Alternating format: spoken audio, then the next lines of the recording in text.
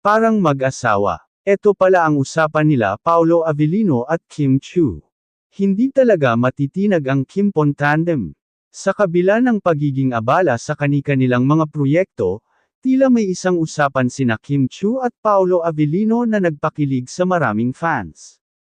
Dahil sa kanilang closeness, hindi maiwasang isipin ng ilan na para na silang mag-asawa. Ano nga ba ang laman ng usapang ito? Kim at Paolo, mas lalong lumalapit sa isa't isa. Sa isang viral clip mula sa kanilang recent event, maririnig ang isang nakakatuwang pag-uusap nina Kim at Paolo.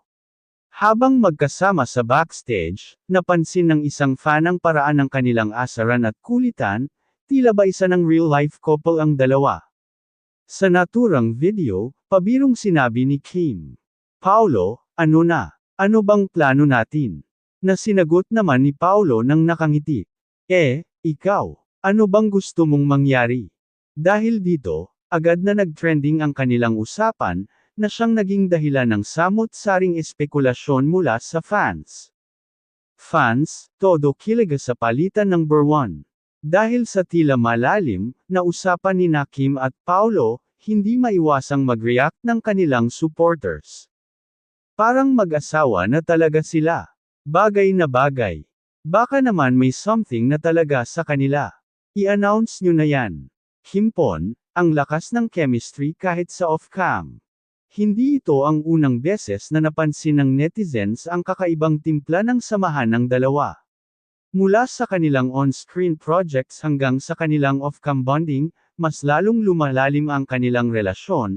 Kung ito ba'y isang matibay na pagkakaibigan o isang bagay na higit pa doon, yan ang inaabangan ng lahat. Ano nga ba ang totoong relasyon ng dalawa? Sa isang interview, tinanong si Kim kung posible bang mahulog ang loob niya kay Paolo.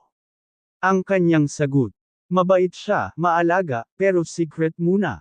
Samantala, nang tanungin si Paolo kung may chance bang maging sila ni Kim, sagot naman niya, "Basta masaya kami, yun na yun." Dahil dito, mas lalong naging palaisipan sa fans kung may tinatago nga ba silang mas espesyal na relasyon. Ano ang susunod na kaganapan?